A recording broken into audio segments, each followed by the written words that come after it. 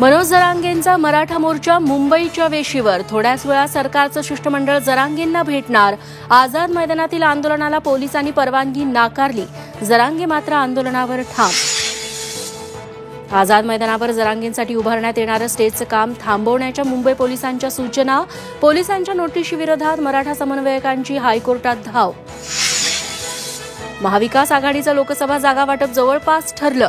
मुंबईतील 6 पैकी 4 जागा शिवसेना ठाकरे गट लढवणार. सूत्रांची माहिती.